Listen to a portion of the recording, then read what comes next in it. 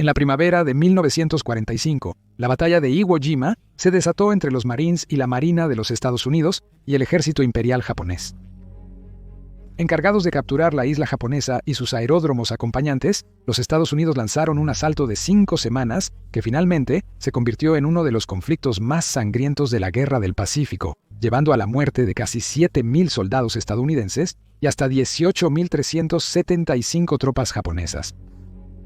Aunque Estados Unidos finalmente triunfaría, la confrontación entre ambas naciones no estuvo libre de polémica.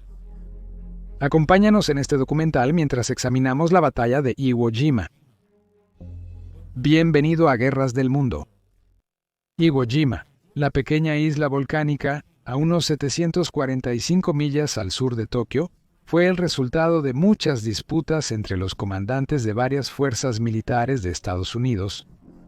El almirante Chester Nimitz, comandante de las áreas del Océano Pacífico, finalmente sugirió que los Estados Unidos deberían tomar la pequeña isla, proponiendo que actuara como precursora de un asalto mucho mayor en la isla de Okinawa. Una batalla que, según se informa, la Marina estaba muy interesada en llevar a cabo. Un asalto a Okinawa era parte de la estrategia de salto de isla de los aliados, donde invadirían una isla, tomarían el control y establecerían una base militar antes de lanzar un ataque en otra isla. Todo mientras se dirigían a Tokio. Iwo Jima estaba situada en la ruta más directa entre Japón y las Islas Marianas, que las fuerzas estadounidenses habían tomado recientemente. El general Henry Arnold de la Fuerza Aérea del Ejército de los Estados Unidos apoyó asaltar Iwo Jima, afirmando que la base aérea allí apoyaría al comando de bombarderos XX y eliminar las fuerzas japonesas evitaría la intercepción de los asaltos estadounidenses.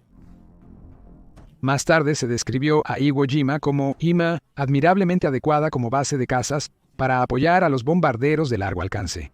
Este argumento pronto convenció a los jefes de Estado Mayor conjuntos en Washington, aunque Okinawa fue considerada el objetivo principal el 2 de octubre, con comandantes y funcionarios creyendo que el conflicto en Iwo Jima sería breve y con pocas bajas. El 7 de octubre, el plan para capturar Iwo Jima se llamó Operación Desprendimiento, y se estableció un plan preliminar. El objetivo principal del conflicto era mantener la presión sobre los japoneses y extender el control de los Estados Unidos a través del Pacífico Occidental, mientras que los objetivos dentro de la operación eran reducir o eliminar la fuerza naval y aérea en Iwo Jima y las Islas Bonin, y capturar, ocupar y defender Iwo Jima, que posteriormente se convertiría en una base aérea de los Estados Unidos. La Operación Desprendimiento fue descrita más tarde como, cito, el asalto anfibio más clásico de la historia registrada, fin de la cita. Debido a su importancia, solo los hombres que se habían probado en batallas previas fueron elegidos para comandar las diversas fuerzas involucradas. Uno de esos comandantes fue el almirante Raymond Spruance, quien había participado en la anterior batalla del Mar de Filipinas, que ocurrió en junio de 1944. Spruance tenía una reputación excepcionalmente buena entre sus pares, destacado por ser ecuánime durante una crisis. Apodado Cerebro Eléctrico, por su naturaleza tranquila, es considerado uno de los más grandes almirantes en la historia de Estados Unidos. La primera etapa del plan era que los miembros de las cuarta y quinta divisiones de Marines desembarcaran en las playas orientales, mientras que la tercera división de Marines desembarcaría en las mismas playas y ayudaría a proporcionar apoyo o defensa, según fuera necesario. Las tropas debían avanzar posteriormente en dirección noreste, para finalmente tomar toda la isla, mientras que algunos miembros de la quinta división de Marines serían enviados a capturar el monte Suribachi en el sur. Además, los vehículos de desembarco con orugas Amtrak, también debían llegar a la playa. Estos vehículos anfibios se parecían a los tanques y podían llevar a 18 soldados o 4.500 libras de equipo. Durante la batalla de Iwo Jima, debían avanzar hasta un cierto punto y usar sus armas de artillería y ametralladoras para mantener al enemigo abajo y alejado, con el fin de proteger a las tropas a pie que intentaban avanzar. Mientras tanto, en junio de 1944, el teniente general Tadamichi Kuribayashi aceptó la tarea de comandar la defensa de Iwo Jima. Fue considerado uno de los mejores comandantes de campo del Imperio japonés. Para entonces, los japoneses eran conscientes de que sus defensas insulares se habían debilitado severamente por varios factores. La flota combinada de la Marina Imperial japonesa había perdido gran parte de su poder en altercados previos. Además, perdieron muchos aviones y los ataques aéreos estadounidenses dificultaron la fabricación de nuevas aeronaves. Además, los aviones disponibles tenían un alcance limitado de 560 millas, por lo que no podían apoyar la defensa de las islas, y aunque el alcance fuera mayor, eran necesarios para defender las islas principales. Agravando la difícil situación de las fuerzas japonesas, había una escasez de pilotos experimentados, ya que muchos habían muerto en batallas previas de la guerra. Aún así, Kuribayashi esperaba infligir grandes daños a los Estados Unidos, y finalmente optó por no seguir el protocolo de defensa japonés regular. En lugar de establecer defensas en la playa, que lucharían contra las tropas estadounidenses que desembarcan directamente, eligió seguir una estrategia militar conocida como defensas en profundidad, que tenía como objetivo retrasar el avance de las tropas enemigas en lugar de prevenirlo por completo. Este enfoque se basa en la tendencia de un ataque a perder fuerza con el tiempo o a que las fuerzas atacantes se dispersen. Como respuesta, se podrían lanzar contraataques defensivos apuntando a los puntos débiles del enemigo. El objetivo final de tal estrategia es llevar al enemigo al agotamiento o a la retirada. Es notable que la isla ofrecía naturalmente una buena cobertura y resistencias para la defensa. El volcán inactivo era una ubicación ideal para armas de artillería ocultas, y las empinadas quebradas y barrancos vertiginosos hacían que el terreno fuera difícil de cruzar. Sabiendo que la isla necesitaría ser reforzada si se quería mantener, Kuribayashi comenzó a preparar Iwo Jima para un ataque. Se enviaron grandes cantidades de suministros y personal a la isla, y se evacuó a todos los civiles. Se introdujeron tanques blindados para ser utilizados como posiciones de artillería estática, y Kuribayashi ordenó que se construyera un extenso sistema de túneles y búnkeres debajo de la isla. Estas construcciones y otras defensas, como casamatas, se beneficiaron del descubrimiento de ceniza volcánica en la isla, que podía usarse para hacer concreto de excelente calidad, superior al utilizado antes. Un ataque temprano de los Estados Unidos, en el verano de 1944, solo provocó que el ejército japonés se escondiera bajo tierra. Gran parte de la segunda mitad de 1944 se dedicó a construir estos espacios subterráneos, con ingenieros de minas creando planos para un sistema de túneles protegido y bien ventilado. Finalmente, el 25% de la guarnición se encargó de ayudar en la construcción de los túneles y cuevas. Se excavaron túneles de diversos tamaños, algunos para pocos hombres y otros más grandes que albergaban de 300 a 400 soldados a la vez. Muchos estaban equipados con comida, municiones y suministros para unos 3 meses. Se construyeron múltiples entradas, salidas, escaleras y pasillos para evitar que alguien quedara atrapado. Aunque los japoneses tenían la intención de crear un enorme camino subterráneo que conectaría todas las instalaciones de defensa importantes, no pudieron completarlo a tiempo. Aún así, lograron crear alrededor de 11 millas de túneles para febrero de 1945. Además de la excavación de estos túneles y búnkeres, los japoneses también escondieron cientos de armas de artillería y ametralladoras camufladas alrededor de la isla y establecieron nidos de francotiradores. A pesar de la buena preparación, los problemas de suministro obstaculizaron la defensa de Japón. Las tropas solo recibieron el 60% de la munición necesaria para un enfrentamiento y las provisiones de alimentos durarían pocos meses.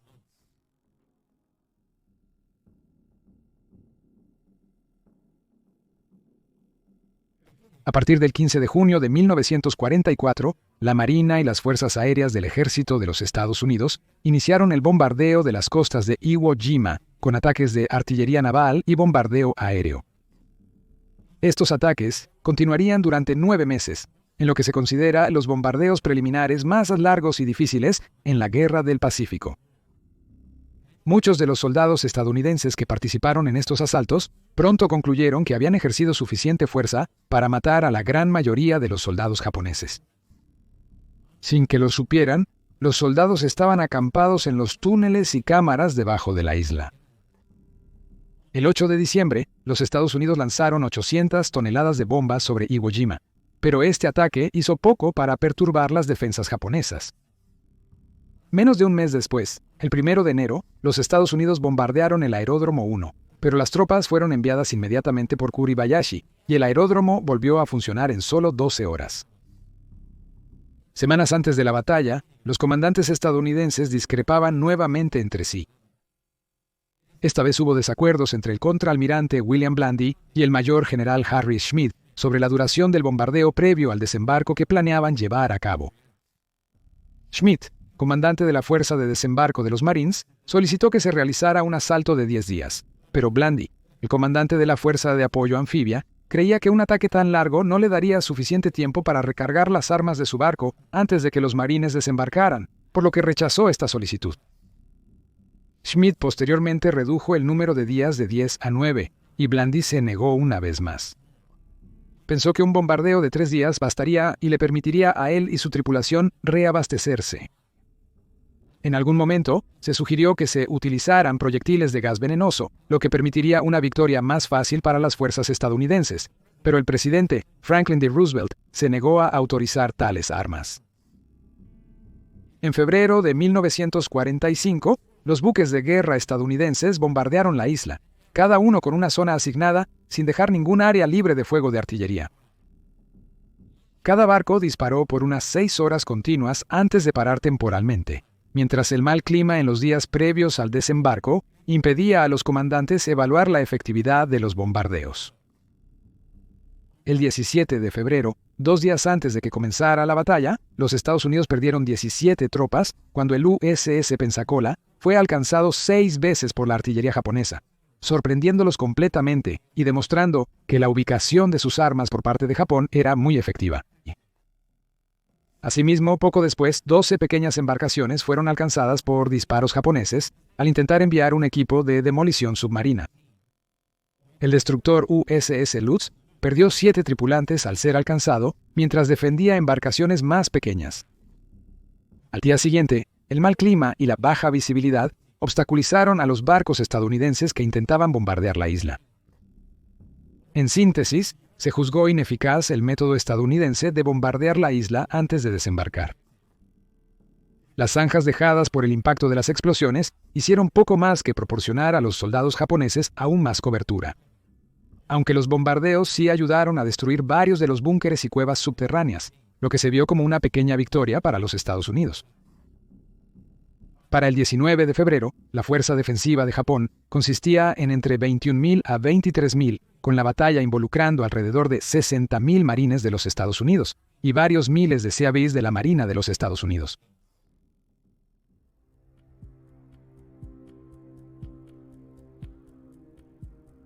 La primera ola de marines de los Estados Unidos se acercó a las costas de Iwo Jima alrededor de las 8:30 de la mañana del 19 de febrero de 1945. Para entonces, el clima había mejorado, dando a los Estados Unidos vistas despejadas de la costa. A las 8:59 de la mañana, los marines desembarcaron en las playas de la costa sureste de la isla después de un corto pero tenso viaje en barco. Jim Norton recordó: "Nadie habló, solo Dios sabía lo que nos esperaba". Cada una de las 5 oleadas de marines también estuvo acompañada por 69 vehículos de desembarco con orugas Amtrax blindados. Al principio, todo parecía bastante simple para los marines, quizás demasiado. Se prometió a los marines un avance fácil hacia el interior, y la falta de resistencia soviética inmediata de los japoneses hizo especular que los bombardeos previos habían ayudado a suprimir al enemigo. Pero no pasó mucho tiempo antes de que la ceniza volcánica suelta que cubría la isla resultara ser un problema, con soldados hundiéndose aproximadamente 1 pie de profundidad en la sustancia, mientras que terrazas empinadas de hasta 15 pies detuvieron a la gran mayoría de los Amtrax que no podían subir ángulos tan empinados.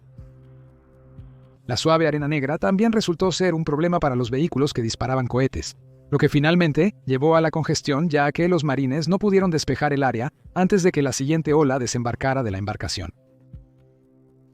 Los vehículos se detuvieron y las tropas intentaron avanzar. Las costas de la isla ahora estaban llenas de vehículos y equipos abandonados que los marines habían desechado para hacerse más ligeros entre las cenizas. Una vez que las playas se habían llenado de Amtrax y soldados, Kuribayashi disparó bengalas para señalar a sus hombres que era hora de abrir fuego. cerca de las 10 a.m., comenzó un intenso fuego de ametralladora y artillería sobre las costas de Aimojema. La suave ceniza hizo imposible construir trincheras para ayudar a proteger a los marines del fuego de armas, y en poco más de una hora, la playa se había reducido a algo salido de una pesadilla, con el cabo Charles Johnson recordando, cita, «Era una vista terrible. La playa parecía el infierno en la tierra». Fin de la cita.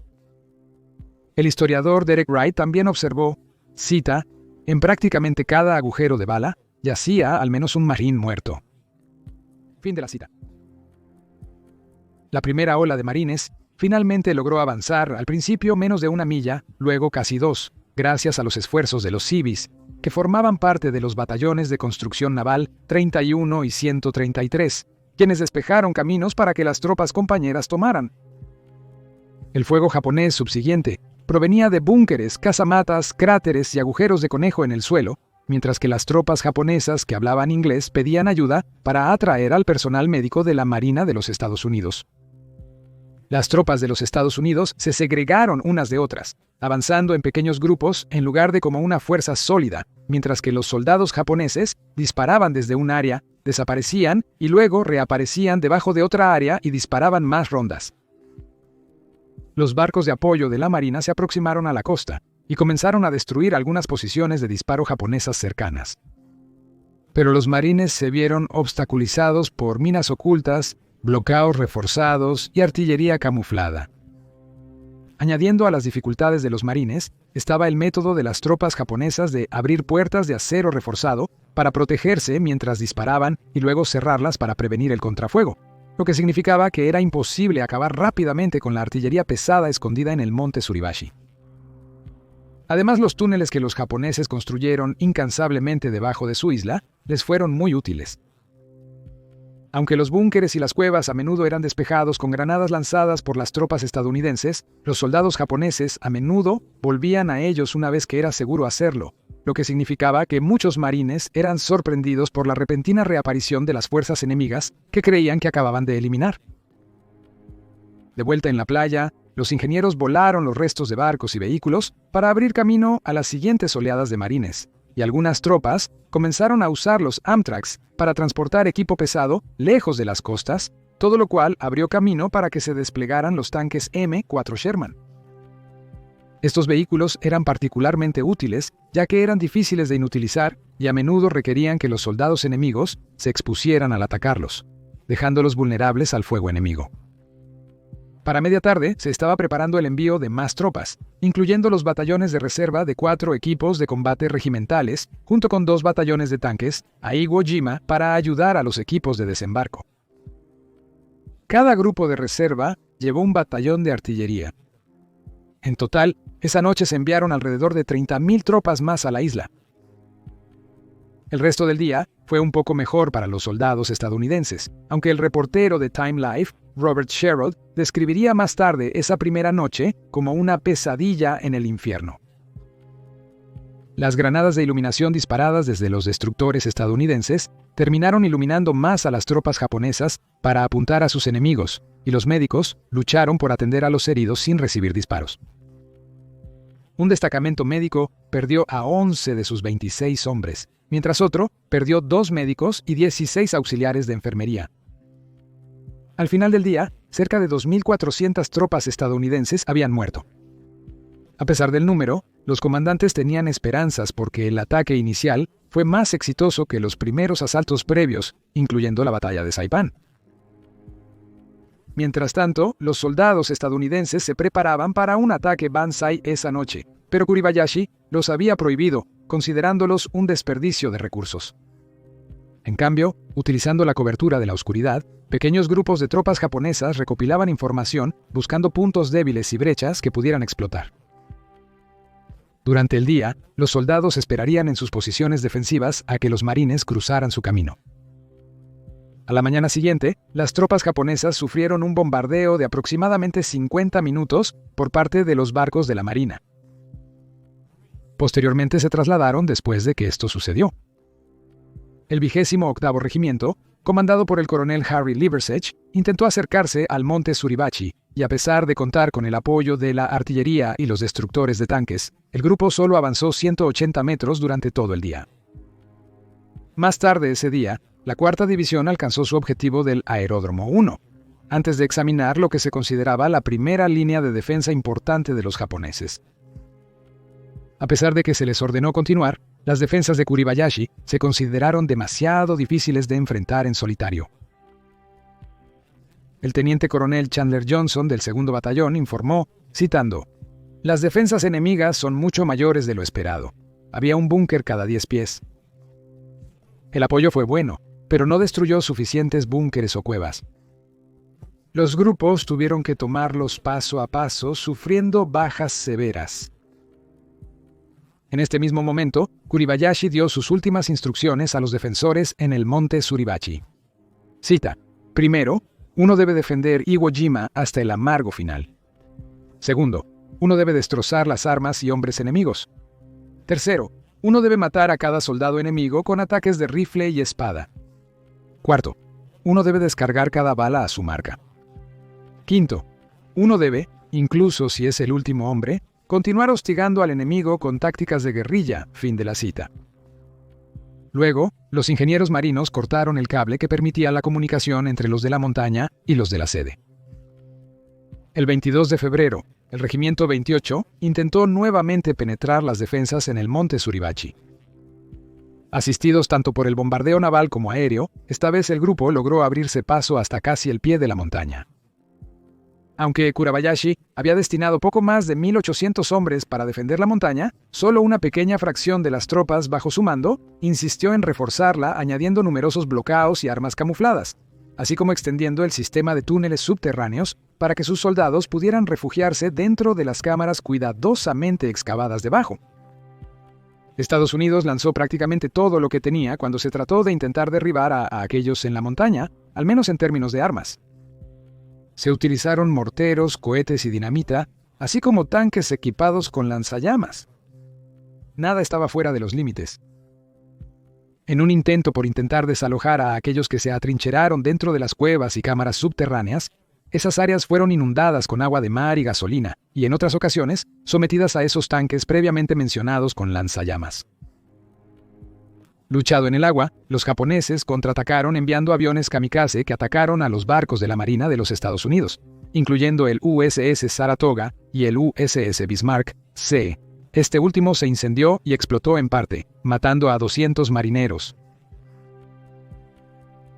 Los Estados Unidos anticipaban una batalla extenuante, a pesar de haber aislado a los combatientes en la cima de la montaña de los que estaban en la base. Pero cuando se enviaron 2 pequeñas compañías de fusileros para escalar la montaña, encontraron poca resistencia. Asimismo, el gran grupo de patrulla que siguió solo encontró algunos defensores, principalmente francotiradores, ya que la mayoría de las tropas japonesas optaron por quedarse en el sistema de cuevas donde la mayoría había perecido. A las 10:20 de la mañana del 23 de febrero, el primer teniente Harold Schreier de los Marines del 28º escaló hasta la cima de la montaña e izó la bandera estadounidense, aunque esta bandera inicial fue reemplazada con una segunda bandera más grande ese mismo día. Este segundo izado de la bandera, un momento famoso en la historia, fue documentado por Joe Rosenthal, quien lo capturó en su fotografía izando la bandera en Iwo Jima. Esta imagen ganó más tarde el premio Pulitzer de fotografía y es considerada la fotografía más significativa y reconocible de la guerra. 800 marines murieron en el proceso de capturar la montaña, mientras que 1.200 soldados japoneses fueron asesinados por las tropas estadounidenses o, en el caso de los gravemente heridos, detonaron una granada cuando las fuerzas enemigas estaban lo suficientemente cerca. A pesar de que izar la bandera elevó la moral de muchos marines, la batalla continuaría por semanas. Para entonces, solo quedaban 8.000 pies de tierra controlada por los japoneses en la isla de Iwo Jima. Pero una vez más, los soldados estadounidenses fueron sometidos a los preparativos de guerra de varios meses del ejército imperial japonés, y se enfrentaron a un enorme mortero de espiga de 320 milímetros capaz de lanzar proyectiles de 700 libras, así como los habituales cohetes, artillería y fuego de ametralladora. Los soldados japoneses estaban bien entrenados y preparados para mantenerse en posición hasta su muerte, y el norte de la isla estaba incluso mejor defendido que el sur, donde se ubicaba el monte Suribachi. El general Holland Howland, Matt Smith, el comandante que supervisaba toda la operación, quien había llegado a la isla y había presenciado la violencia de primera mano, informó más tarde: «Fue la batalla más salvaje y la más costosa en la historia del cuerpo de Marines». Kurabayashi todavía tenía bajo su mando alrededor de 8 batallones de infantería, junto con un regimiento de tanques, 2 de artillería y 3 batallones de morteros pesados, lo que significaba que no sería fácil para los Estados Unidos avanzar. Además de enfrentarse al poder de fuego del otro, tanto las tropas japonesas como las estadounidenses se vieron obligadas a lidiar con el hecho de que con la abundancia de carne humana en descomposición venían las moscas. Enjambres de estos insectos tuvieron que ser controlados usando insecticidas desplegados por aviones que volaban por encima, para que las enfermedades y otros peligros pudieran minimizarse. La lucha por el resto de la isla fue principalmente entre las tropas estadounidenses bien equipadas y los soldados japoneses bien escondidos. Los marines lucharon para desalojar a los japoneses de sus cuevas y búnkeres, y un oficial de la 4ª División de Marines recordó, citando: «No teníamos un método efectivo para destruir o neutralizar a los defensores en un área muy restringida, por lo que correspondió a la línea verde entrar allí y desenterrarlos en combate cuerpo a cuerpo. Debe haber una mejor manera». En este punto de la batalla, Estados Unidos todavía no había asegurado el Aeródromo 2, ubicado en el centro de la isla. En esta área, las madrigueras de conejos, los blocaos, las armas de artillería ocultas y las minas eran rampantes, y el terreno demasiado difícil para enviar tanques, lo que lo hacía aún más peligroso para los marines que intentaban capturar el aeródromo.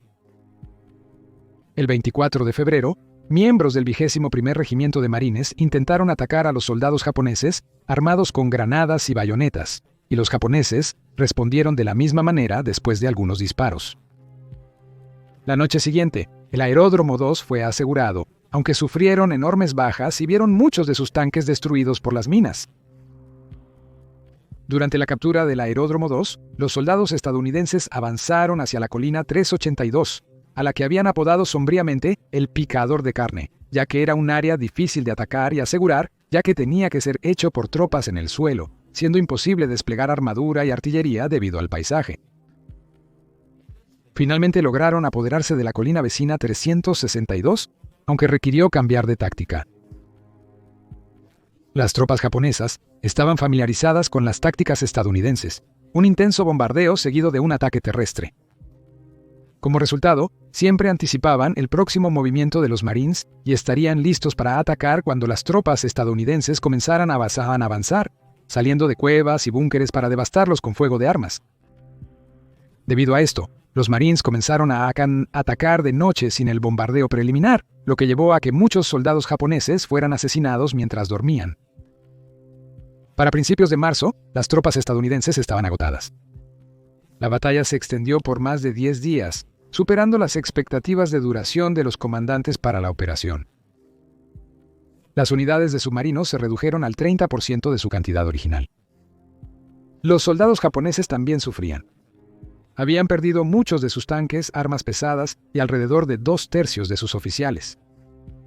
Además, muchos soldados se habían vuelto algo desesperados ya que los suministros se estaban agotando y habían recurrido a atarse explosivos y lanzarse debajo de los tanques enemigos.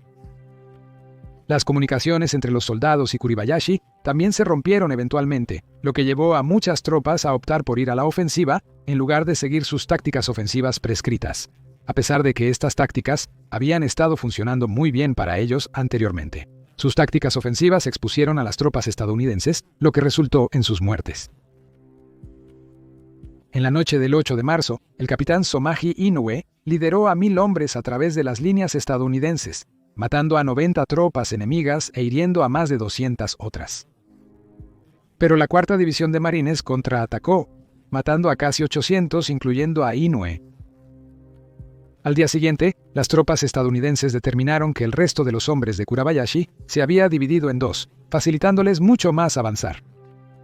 Aún así, no vieron nada que indicara que los japoneses tenían la intención de rendirse, y se encontraron con varios ataques banzai mientras continuaban. Kurabayashi era muy consciente de la grave situación en la que se encontraban los japoneses, escribiendo el 10 de marzo, cita, Musma, un bombardeo tan feroz que no puedo expresarlo ni escribirlo aquí. Al día siguiente también anotó, la fuerza sobreviviente de los distritos del norte, ejército y marina, es de 1.500 hombres. Y el 15 de marzo escribió, la situación es muy grave. Fuerza del distrito norte, alrededor de 900 hombres. El 14 de marzo Estados Unidos creyó que todo había terminado y declaró Iwo Jima ocupada. Pero ignoraban que los soldados japoneses restantes se ocultaban bajo tierra. 3 días después, Kurabayashi les dijo a esas últimas tropas, la situación de batalla llega al último momento. Quiero que los oficiales y hombres supervivientes salgan y ataquen al enemigo hasta el final. Te has entregado al emperador, no pienses en ti mismo. Siempre estoy al frente de todos ustedes. Más tarde ese día, el almirante Nimitz declaró que la isla había sido oficialmente asegurada, pero las tropas estadounidenses continuaron eliminando los pequeños bolsillos restantes de soldados japoneses hasta el 26 de marzo. Ese mismo día, 350 soldados japoneses se abrieron camino detrás de las líneas estadounidenses y encontraron un campamento donde infligieron alrededor de 200 bajas antes de ser ellos mismos asesinados por los estadounidenses en respuesta. Se rumoreaba que Kuribayashi fue quien lideró este último asalto, pero su cuerpo nunca fue recuperado. Poco después, se anunció el fin oficial de la Operación Desprendimiento, aunque soldados japoneses seguían siendo capturados o asesinados en las semanas siguientes. Casi 1.083 tropas del ejército imperial japonés sobrevivieron al conflicto.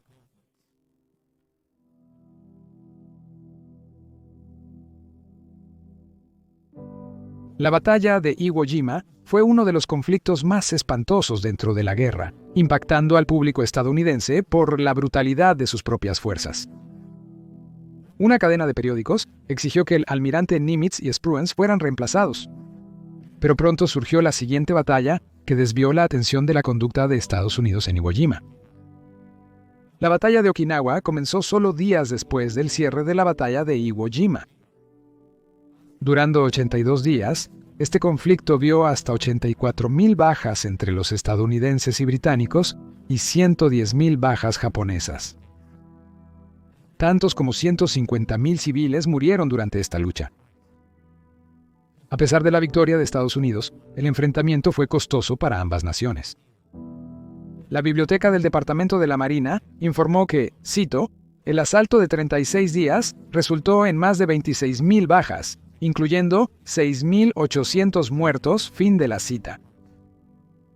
Una de esas muertes fue la del primer teniente Harry Martin de los Quintos Pioneros, quien lideró la defensa durante el asalto final de los soldados japoneses que infiltraron las líneas enemigas.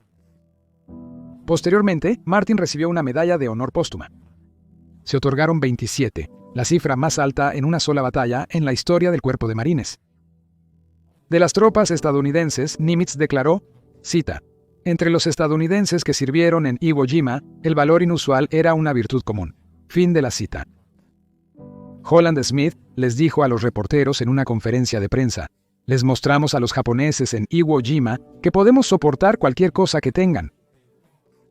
Ver a los marines cruzar la isla me recordó la carga de Pickett en Gettysburg. Fin de la cita. Además de las bajas de soldados, los Estados Unidos perdieron numerosos aviones, incluyendo 20 cazas Grumman FM, 2 Wildcat, 20 bombarderos de torpedos Grumman TBM Avenger y 31 cazas Grumman F-6 F Hellcat en varios ataques, incluyendo el hundimiento del USS Bismarck C y otros asaltos kamikaze. En general, la batalla de Iwo Jima es controvertida, incluso hasta el día de hoy, y fue fuertemente criticada por muchos, incluso inmediatamente después. Matemáticas. En abril de 1945, el retirado jefe de operaciones navales William Pratt le dijo a los medios que, cito, el gasto de mano de obra para requerir una pequeña isla abandonada por Dios, inútil para el ejército como base de preparación, e inútil para la marina como base efímera, uno se pregunta si no se podría haber llegado al mismo tipo de base aérea, adquiriendo otras localidades estratégicas a un costo menor. Fin de la cita. Pratt no estaba completamente equivocado aquí. Se ha señalado que la importancia estratégica de capturar Iwo Jima supuestamente era para que se pudiera establecer un aeródromo y que se pudiera utilizar como sitio de reabastecimiento de combustible para aviones. Al final, los escoltas de cazas de largo alcance que se iban a usar aquí se consideraron imprácticos e innecesarios, ya que las tácticas de combate habían cambiado, dejándolos de uso limitado. Al final, solo se realizaron 10 misiones desde la isla. La isla fue útil para las incursiones de los bombarderos B-29 que se originaron allí, pero no fue la razón principal para tomarla y se encontró que era un beneficio después de la batalla. El conflicto también fue fuertemente criticado por el hecho de que los jefes de Estado Mayor conjuntos no tuvieron en cuenta las opiniones de los marines ni las dudas que les plantearon aquellos que ayudaron a planificar la operación. Su decisión de seguir adelante con ello, a pesar de las preocupaciones planteadas, dejó un mal sabor de boca a muchos, ya que sugería que los jefes de Estado Mayor conjuntos habían sido especialmente imprudentes y habían desperdiciado las vidas de muchos en una batalla que tenía poco beneficio para la guerra en general. La batalla de Iwo Jima es considerada uno de los peores conflictos en la Guerra del Pacífico hasta la actualidad. Para aquellos que lo vivieron, Jack Frazier, un cabo en el 2º Batallón, 24º Marines, probablemente lo resumió mejor. El 18 de marzo, más de una semana antes de que la operación Desprendimiento se declarara oficialmente terminada, él escribió, cito, «Iwo Jima está asegurada, 27 días de infierno».